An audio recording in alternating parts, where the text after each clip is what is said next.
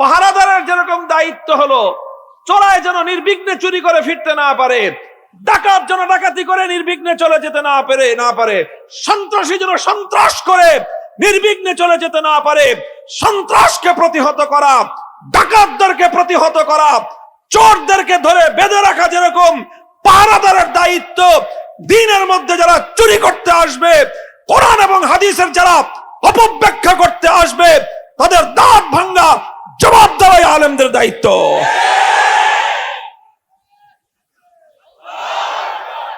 এই দায়িত্ব আর কেউ দেয় নাই, স্বয়ং আল্লাহ এবং তার রাসূল দিয়েছেন। বলবেন হুজুরদেরকে চাকরি দিল কে? কে দিছে? আল্লাহ এবং তার রাসূল হুজুরদেরকে চাকরি দিয়েছেন।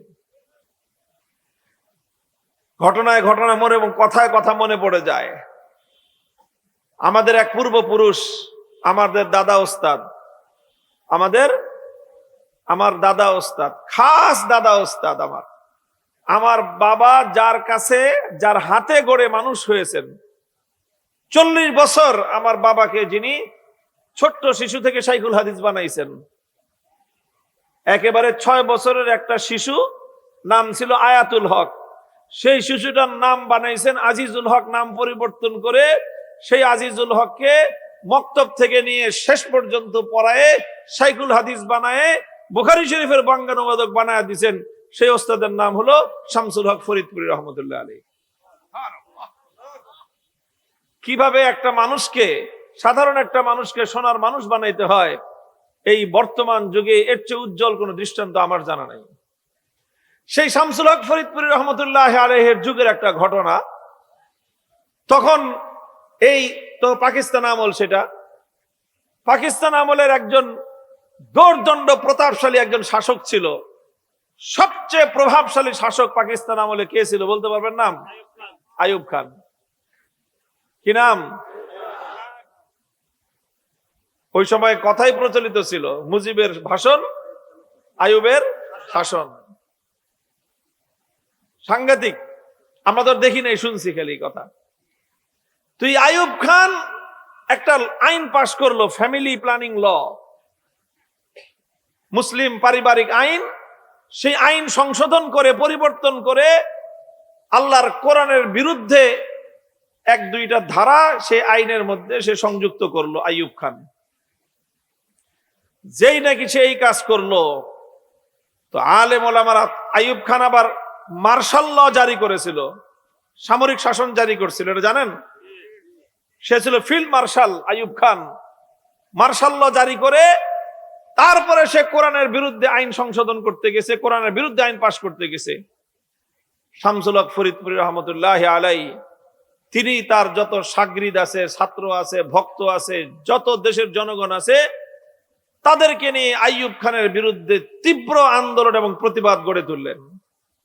বললেন যে আমরা বেঁচে থাকতে ইসলাম বিরোধী, কোরআন বিরোধী আইন এই দেশে কার্যকর হতে দিব না। তিনি যখন এই হুঙ্কার দিলেন, তখন পাকিস্তানের তো তখন 2 পাকিস্তান, পূর্ব পাকিস্তান আর পশ্চিম পাকিস্তান, এই পুরা উভয় পাকিস্তান মিলে হলো প্রেসিডেন্ট হলো আইয়ুব খান। আর এই পূর্ব পাকিস্তানের গভর্নর ছিল একজন। তো সেই গভর্নর আইয়ুব খানের পক্ষ থেকে এবং গভর্নরের যারা বড় বড় সরকারি কর্মকর্তা, তারা শামসুল হক ফরিদপুরি রহমতুল্লাহ আলাইহির সাথে আলোচনায় বসছে। বৈশা বলতেছে, হুজুর বুঝেন তো, আমরা একটা সরকারের চাকরি করি। আমরা কি করি? সরকারের চাকরি করি। আপনি যদি সরকারের বিরুদ্ধে কাম করেন, তা আমরা যেহেতু সরকারের চাকরি করি, কাজে আমাদের তো কিছু বাধ্যবাধকতা আছে, তখন তো সরকারের আইন আমাদের মান্য করতে হয়। মানে অর্থাৎ একটু হালকাভাবে হুজুরকে হুমকি দিতে চায়, বুঝেন নাই? অনেক সময় আমাদের সাথে এসে পুলিশরা কয় যে, হুজুর বুঝেন তো, আমি পুলিশের চাকরি করি, আপনার বিরুদ্ধে ওয়ারেন্ট হয়েছে, তো মানে কি, মানে আপনার ধরেন অ্যারেস্ট করতে হবে। এই কথাটা কয় না, সোজা পেঁচাইতে থাকে। কিন্তু কথা তো এইটাই। তো হুজুরকে ওই কথা বলতেছে যে, হুজুর বুঝেন তো, আমরা সরকারি চাকরি করি, এখন সরকারের আইন যেহেতু আপনি অমান্য করতেছেন, সরকারের আইন অমান্য করলে তো এখন আমাদের তো আপনার বিরুদ্ধে ব্যবস্থা নিতে হয়। আমরা তো ব্যবস্থা না নিয়ে পারবো না, এই কথা বলছে। সঙ্গে সঙ্গে হুজুর কয়, গভর্নর সাহেব খুব ভালো কথা কইছেন, আপনারা সরকারের চাকরি করেন, সরকারের আইন যদি আপনার সামনে অমান্য হয় তাহলে আপনি অ্যাকশন নিতে বাধ্য, আপনি অ্যাকশনে যেতে বাধ্য। খুব সুন্দর কথাটা বলছেন। এই কথার ভিত্তিতে আমার একটা কথা শুনেন, আপনারা যেরকম এক সরকারের চাকরি করেন, আমরাও একটা বড় সরকারের চাকরি করি। আপনার সরকারের আইন অমান্য হলে আপনি যেরকম অ্যাকশনে যান, আলেম সমাজ যেই সরকারের চাকরি করে সেই সরকারের কোন আইনের উপরে যখন আপনারা হাত তুলবেন, আপনাদের বিরুদ্ধে অ্যাকশনে যাও, সেই মহান সরকারের চাকরি যারা করে সেই আলেমদের দায়িত্ব।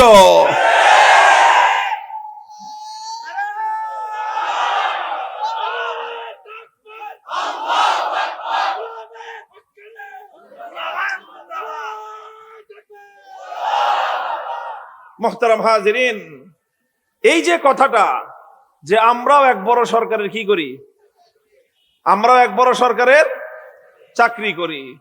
ভাই, তুমি যেই সরকারের চাকরি করো, ওই সরকার তোমাকে 60 বছর পর্যন্ত বা 50 বছর পর্যন্ত চাকরিতে রাখবে, তোমাকে বেতন দিবে, চাকরির মেয়াদ শেষ হয়ে গেলে তোমাকে একটা পেনশন দিবে। এই তো হলো তোমার সরকারের ফ্যাসিলিটি। এতটুকু ফ্যাসিলিটি পায়া তুমি সেই সরকারের আইন অমান্য হইতে দেখলে তুমি আইসা হুমকি দাও যে তুমি অ্যাকশন নিবা। আর যারা আলেম, কোরআন এবং হাদিসের এলেম যারা পক্ষে ধারণ করেছে, এই যে নতুন হুজুররা সুন্দর করে সাজা গুজা বইছেন, সব বইছে না? এই যে দেখছেন না, মনে হয় যে একেবারে নতুন জামাই সব। মাশাআল্লাহ, মাশাআল্লাহ বলেন। সাজগুজ করছে, সুন্দর করে সাজছে, সুন্দর জিনিস। এনাদেরকে আজকে 2টা জিনিস দেওয়া হবে। কয়টা জিনিস? পাকড়ি কি দিবেন আজকে? তো একটা দেওয়া হবে মাথায়, এটার নাম যেটা দেওয়া হবে এটার নাম হলো আমামাতুশ শরফ, আরবিতে বলে, উর্দুতে বলে দস্তারে ফজিলত, বাংলায় হলো সম্মানের পাগড়ি। কি দেওয়া হবে? মাথায় দেওয়া হবে সম্মানের পাগড়ি। এটা হলো একটা জিনিস। তো পাগড়ি দেওয়ার মাধ্যমে তাদেরকে কি করা হবে? সম্মান দেখানো হবে, তাই না? আচ্ছা, আর দেওয়া হবে কি? একটা খেতাব দেওয়া হবে। কি দেওয়া হবে? কি খেতাব? মাওলানা, আলেম। এই যে আলেমের খেতাব যারা পাবেন আর এই সম্মানের পাগড়ি যারা পাবেন, মনে রাখেন এই খেতাব মাগনা না, আর এই সম্মান ফাও না। এই খেতাব আর এই সম্মানের পিছনে একটা দায়িত্ব আছে। কি আছে? ওই দায়িত্ব পালন করবেন, খেতাবও পাবেন, সম্মানও পাবেন। দায়িত্ব পালন করবেন না, খেতাব আর সম্মান তো দূরের কথা, পানিশমেন্ট অপেক্ষা করবে। সরকারি চাকরি করেন, যত বড় সরকারি চাকরিজীবী তত বড় তার সম্মান, তত বড় তার খেতাব। কিন্তু যদি দুর্নীতিতে ধরা পড়ছেন তাহলে মনে রাখবেন তত বড় পানিশমেন্ট। অন্যায় করে দায়িত্ব পালন যদি ব্যর্থ হয়, দায়িত্ব পালনে যদি গাফলাতি করে, যত বড় কর্মকর্তা তত বড় দায়িত্ব, সেই দায়িত্ব পালন করলে তার তত বড় সম্মান, তত বড় তার ফ্যাসিলিটি। সেই দায়িত্ব পালন করতে ব্যর্থ হলে তার তত বড় পানিশমেন্ট, তত বড় শাস্তি। কথাগুলো ঠিক আছে আমার? যত বড় দায়িত্ব তত বড় সম্মান, তত বেশি ফ্যাসিলিটি। সেই দায়িত্ব পালন করতে পারলে তত বড় প্রমোশন, সেই দায়িত্ব পালন করতে ব্যর্থ হইলে তত বড় পানিশমেন্ট। কথাটা ঠিক? দেখেন না কত বড় বড় সরকারি কর্মকর্তা জেলের মধ্যে গিয়ে পৌঁছতেছে। দেখেন, পুলিশের প্রধান ছিল আইজিপি। আইজিপি বুঝেন? পুলিশ প্রধান, পুলিশ প্রধান IGP, inspector general of police, পুলিশের প্রধান। একজন তো ভাগুরা, পলাতক আছে একজন, আরেকজন অ্যারেস্ট আছে, 5 বছরের সাজা হয়েছে তার। তাও হয়েছে কি? রাজ সাক্ষী হয়ে। রাজ সাক্ষী না হইলে ঝুলতো, ফাঁসি হইতো। তার সাক্ষীর উপর ভিত্তি করে প্রধানমন্ত্রী আর স্বরাষ্ট্রমন্ত্রী দোনোটার ফাঁসি হয়েছে এই আইজিপি সাহেবের সাক্ষীর উপরে। উনি যদি রাজ সাক্ষী না হইতেন তাহলে ওনারও কি হইতো? ফাঁসির অর্ডার হইতো। তাহলে আইজিপি সম্মানটা যেরকম বড় ছিল, পদটা যেরকম বড় ছিল, ফ্যাসিলিটিও তত বেশি ছিল, বেতন ছিল, ভাতা ছিল, গাড়ি ছিল এবং কত কিছু ছিল। বাপরে বাপ, হ্যাঁ, রাস্তা দিয়ে গেলে ওই রাস্তাঘাট বন্ধ থাকতো কয়েক ঘন্টা। এত বড় সম্মান তার ছিল। দায়িত্বটা ঠিক মতো পালন করলে সেই সম্মান আল্লাহ আরো বাড়ায় দিতেন। দায়িত্ব পালনে গাফলতি হয়েছে, হাতের মধ্যে হ্যান্ডকাপ পরাইয়া শাস্তি হয়েছে, তাও শেষ মুহূর্তে গিয়ে কোন রকম বেঁচে গেছে দেখে 5 বছরের শাস্তি হয়েছে। তো ঠিক তদ্রূপ এটা দুনিয়ার সরকারের চাকরির যেরকম বিধি, এটা মনে রাখেন, যারা আলেম হয় দুনিয়ার কোন সরকারের চাকরি তারা করে না, তারা সরাসরি আমার আল্লাহর চাকরি করে, তারা বড় সরকারের চাকরি করে। দুনিয়ার সরকারের চাকরিজীবীরা সরকারের আইন লঙ্ঘন হলে সেই আইন রক্ষা করা তাদের জিম্মাদারি। আল্লাহর চাকরি যারা করে, যে আলেমরা, তাদের সামনে আল্লাহর দ্বীনের কোন বিধান লঙ্ঘিত হলে সেটাকে প্রতিহত করা আলেমদের জিম্মাদারি।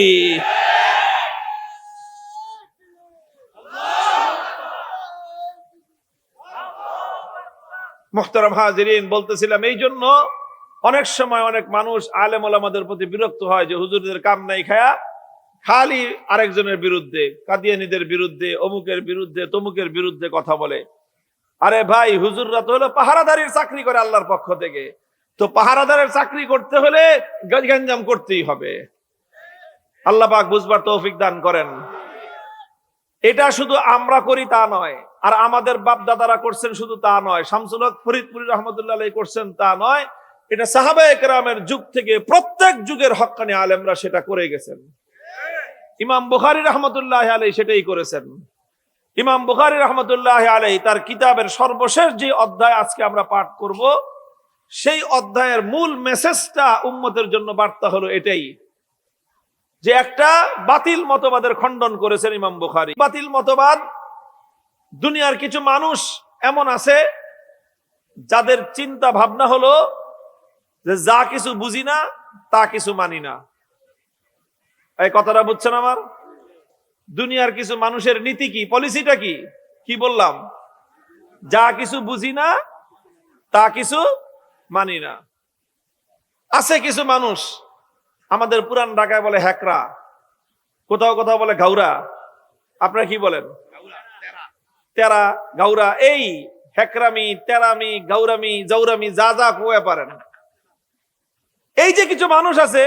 আচ্ছা আপনারা বলেন তো আমার একটা কথা, কমন সেন্স আপনাদের কি বলে? দুনিয়ার এমন কোন মানুষ আছে যে সবকিছু বুঝে? দুনিয়ার প্রত্যেকটা মানুষেরই কিছু না কিছু ল্যাকিং আছে, কিছু না কিছু দুর্বলতা আছে, আছে না নাই?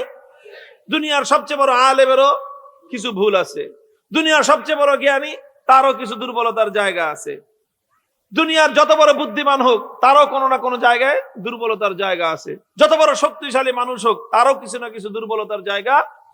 সমস্ত দুর্বলতার ঊর্ধ্বে একমাত্র মহান সত্তাকে, যার কোনো দুর্বলতা নাই, যার কোনো ল্যাকিংস নাই, কোন ধরনের দুর্বল দিক নাই, তিনি হলেন একমাত্র মহাশক্তিমান, সর্বশক্তিমান আল্লাহ রাব্বুল ইজ্জত।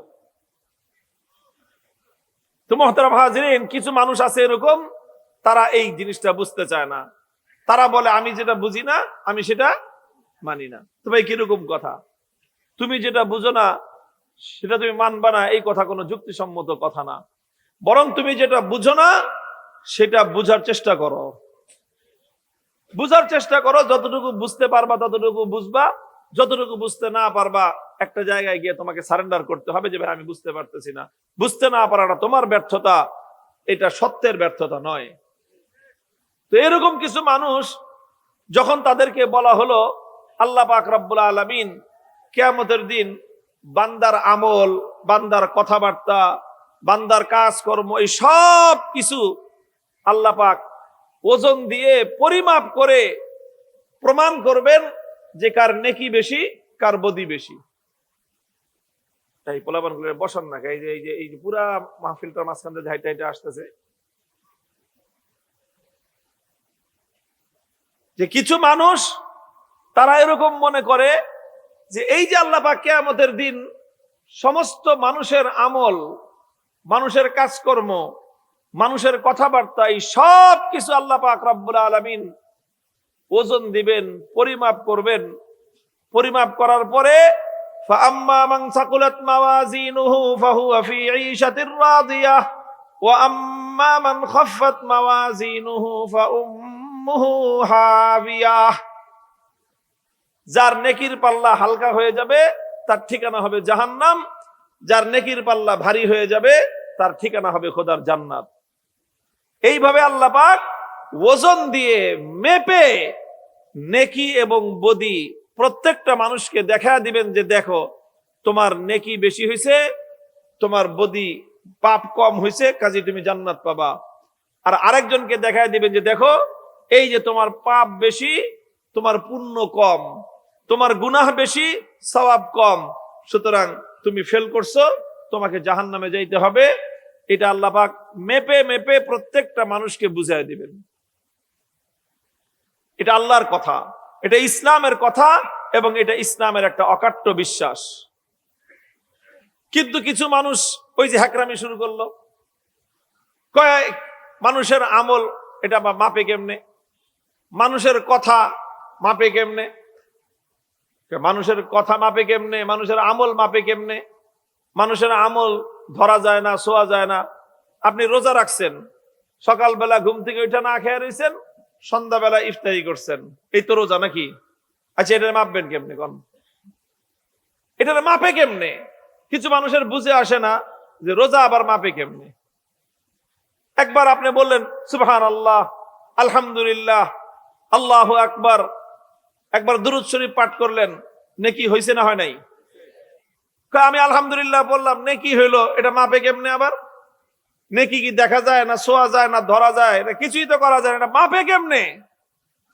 কিছু মানুষ আছে এরকম যে কেমনে মাপবে এটা বুঝে আসে না। এটা অনেকেরই বুঝে না আসতে পারে, আমার আপনার কারোর, অনেকের দুনিয়ার সব কথা সবার কি আসে না, বুঝে।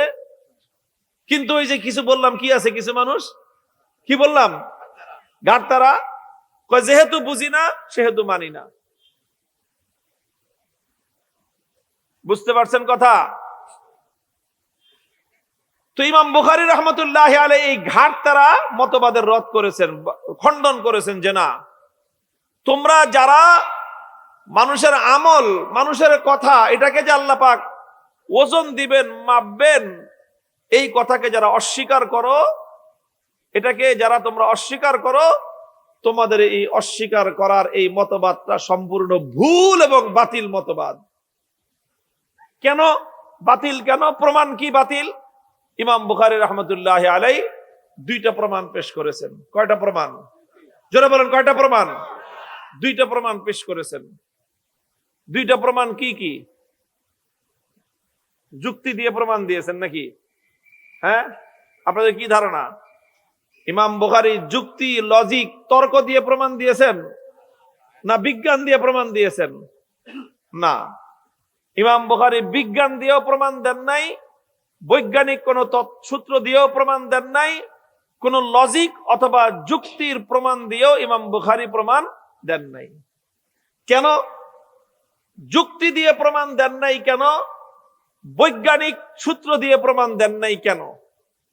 কারণ এই যুক্তি এবং বৈজ্ঞানিক সূত্র এমন জিনিস যে এগুলার কোনো ঠিক ঠিকানা নাই। যুগে যুগে যুক্তি পরিবর্তন হইতে থাকে, বৈজ্ঞানিক মতবাদ এবং বৈজ্ঞানিক থিওরিও যুগে যুগে পরিবর্তন হতে থাকে। এই জন্য কেউ যদি যুক্তি এবং বিজ্ঞানের উপর নির্ভর করে কোনো বিশ্বাসকে স্থির করতে চায়, তাহলে তার সেই বিশ্বাস কোনোদিন স্থির থাকবে না, তার বিশ্বাস শুধু পরিবর্তন হইতে থাকবে। এই জন্য ইসলাম মানুষকে যুক্তির পিছনে ছুটতে নিষেধ করেছে। যুক্তির পিছনে ছুটলে মানুষের পরিণাম কি হইতে পারে? শাইখুল হাদিস আল্লামা আজিজুল হক রাহমাতুল্লাহি আলাইহি একটা গল্প বলতেন। এক বেটা একটা গাধা বিক্রি করবে। কি বেচবে? তো সে, তার ছোট একটা পোলা আছে, বাপ বেটা দুইজনে মিলে গাধাটা নিয়ে বাজারে রওনা হয়েছে, গাধা বেচবে। তো গাধা যেহেতু একটা প্রাণী, মানুষের বাহন হিসাবে কাজ করে, তো বাপে গাধার পিঠে সওয়ার হয়েছে, আর ছোট পোলাটা গাধার পিছে পিছে হাইটা হাইটা আসতেছে, বাজারে ছুটছে। কিছুদূর পথ চলার পরে একদল মানুষের সাথে দেখা, এই মানুষগুলো তাকায় দেখে একজন আরেকজনের মন্তব্য করতেছে, দেখ দেখ দেখ কিরকম পাষণ্ড বাপ, বুড়া বেটা গাদার পিঠে সওয়ার হয়ে যেতেছে, আর ছোট্ট পোলাটা আরে হাঁটায় নিতেছে, একটু মায়া দয়া নাই।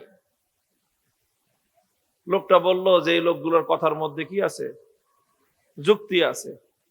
সে নিজে নাইমা পোলারে কইল যে তুই গাদার পিঠে সওয়ার হয়ে যা, বাপে পিছে পিছে হাইটা যায়।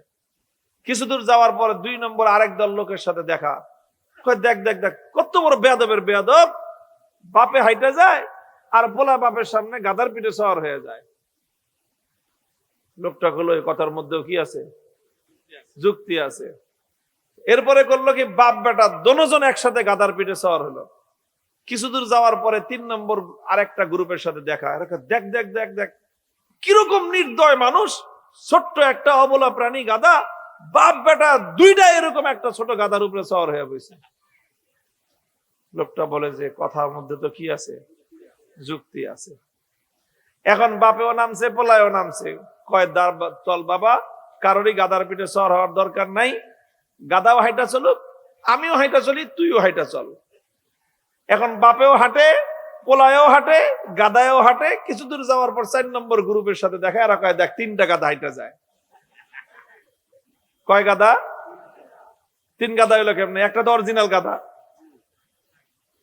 একটা তো অরিজিনাল গাদা, আর বাকি 2টা তো মানুষ, কিন্তু ওই 2টা গাদা হলো কেমনে? কয় গাদা না হইলে তোর কাছে আল্লাহ পাক একটা বাহন দিছে, ধরে নেন না ওই যুগের, বর্তমান যুগের মোটর সাইকেল। এখন মনে করেন আপনার 2 জন মানুষ, একটা মোটর সাইকেল। তো এখন যদি মোটর সাইকেলটা ভালো আছে, ঠিক আছে, কোনো সমস্যা নাই, তেল আছে, সব ঠিক আছে, কিন্তু আপনি সারাদিন এই মোটর সাইকেল ঠেলে নিয়ে ঘুরে বেড়ান, পাবলিক আপনার কি কইব? কোন গাদা ছাড়া আর কি কইব? এই গাদা, তোর যদি মোটর সাইকেলই আছে তোর, আর মোটর সাইকেল তুই যখন রাস্তায় বের করছস তো ঠেলে না বেড়াস কি লিগা, তুই মোটর সাইকেল উঠোস না কেন, বলবে না? তো বললো যে তোমাকে আল্লাহ পাক একটা বাহন দিছে, হয় তুমি বাহনে চড়ো, নাহলে তোমার পোলারে আরোহণ করাও। এটা কিরকম, বাহনও হাইটা যায়, যাত্রীও হাইটা যায়, তা গাদা ছাড়া আর কি?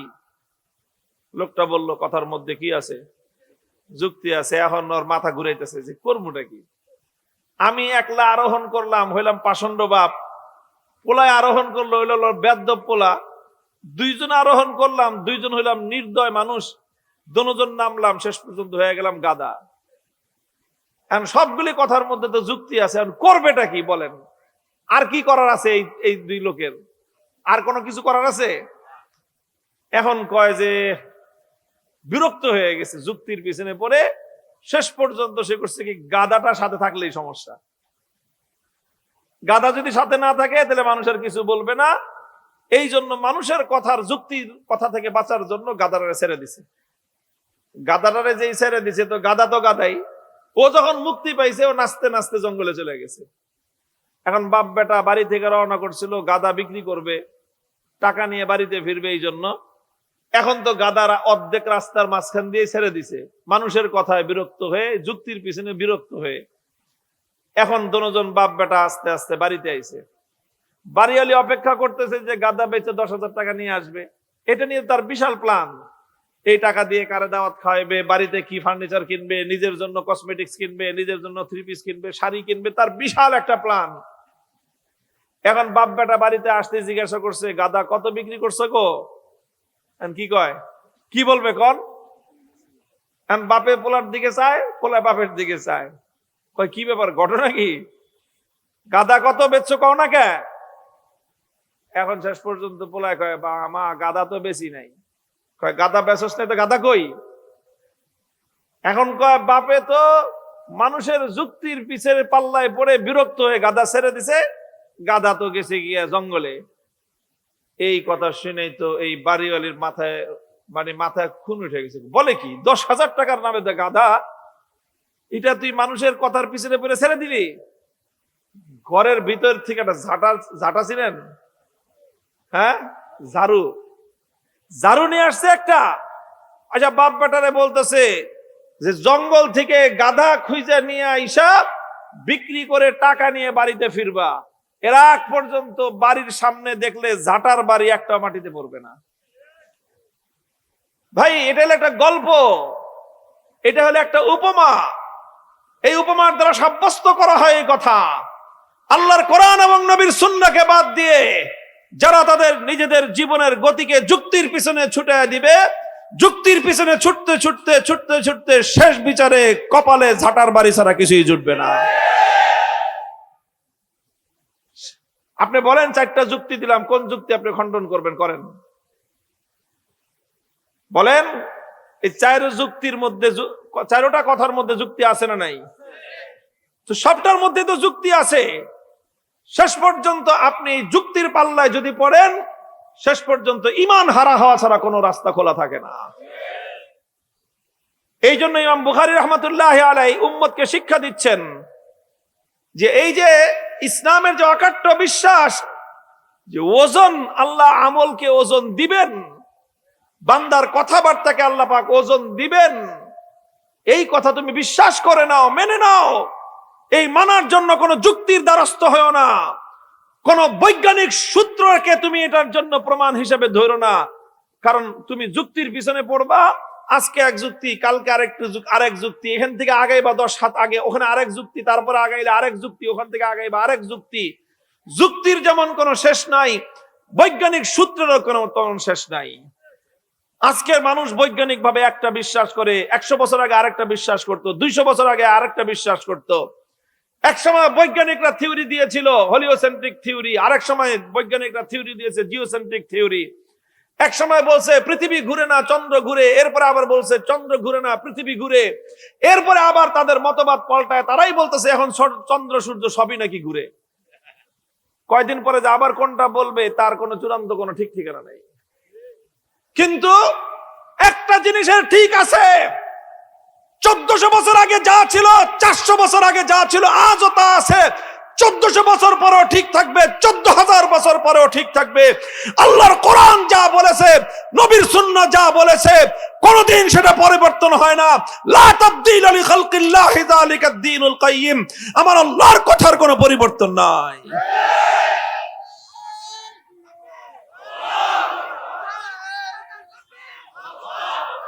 আল কোরআনের আলো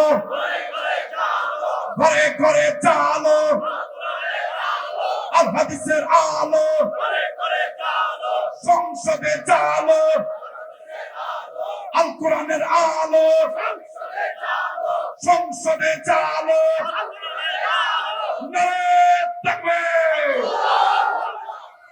মুহতারাম হাজিরিন, এই জন্যই ইসলামের মূল থিওরি, ইসলামের মূল শিক্ষাটাই ইমাম বুখারী এখানে উপস্থাপন করেছেন।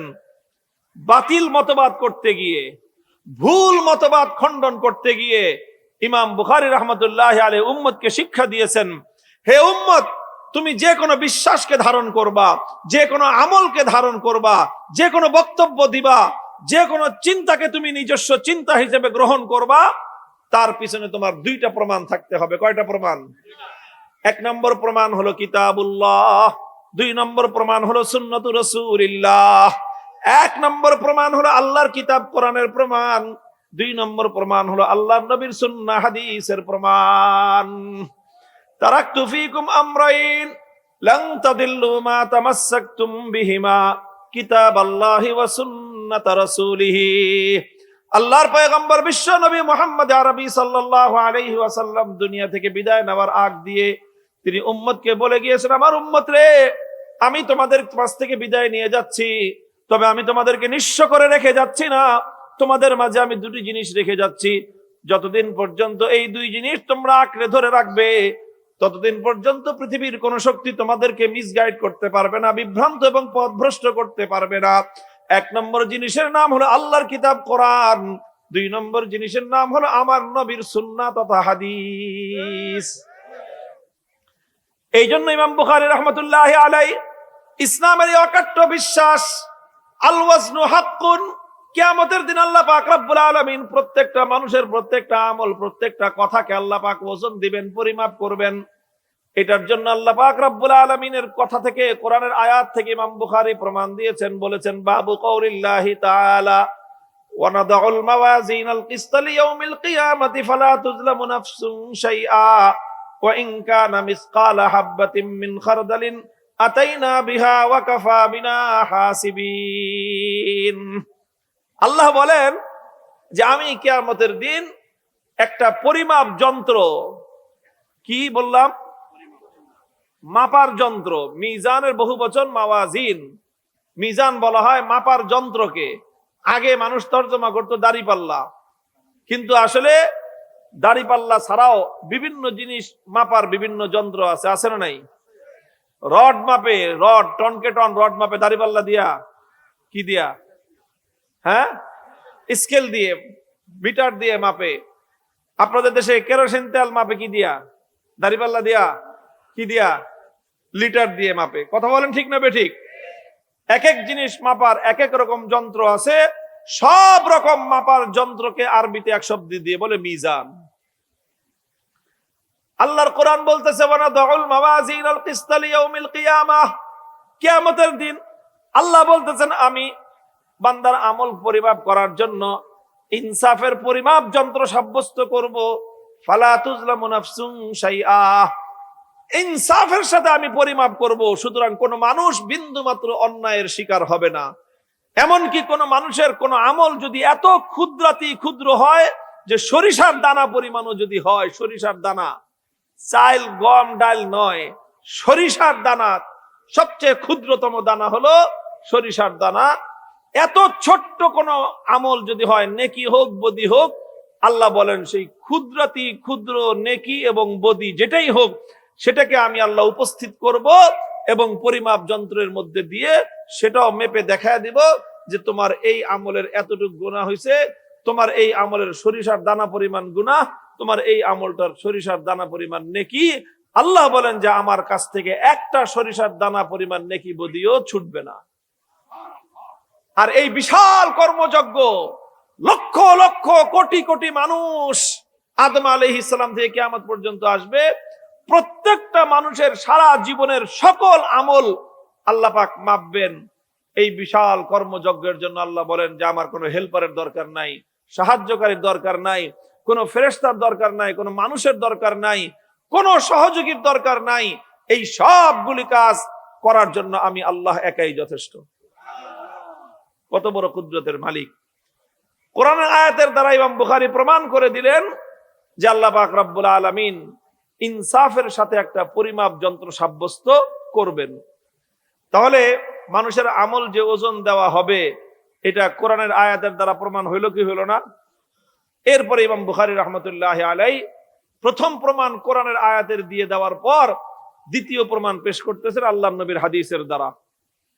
ওয়াবিসসানাদিল মুত্তাসিল মিন্না ইলাল ইমামিল বুখারী আন্নাহু قال حدثنا احمد بن اشكاب قال حدثنا محمد بن فضيل عن عمارة بن القعقاع عن ابي زرعة عن ابي هريرة رضي الله تعالى عنه انه قال قال رسول الله صلى الله عليه وسلم كلمتان حبيبتان الى الرحمن خفيفتان على اللسان ثقيلتان في الميزان। আল্লাহ রাসূল বলেন যে দুইটা কথা দুনিয়াতে এমন আছে যেই দুইটা কথা সীমাহীন দয়ালু আল্লাহর নিকট অনেক প্রিয়। খফিফাতানি আলাল লিসান, কথা দুইটা এত ছোট এবং এত সহজ যে মুখে যে কেউ চাইলে উচ্চারণ করতে পারবে। এত সহজ, এত ছোট, কিন্তু এত ছোট হলে কি হবে? কিয়ামতের দিন এটা নেকির পাল্লায়, নেকি ওজন দেওয়ার সময় এই দুইটা কথার নেকি অনেক ভারী হয়ে যাবে।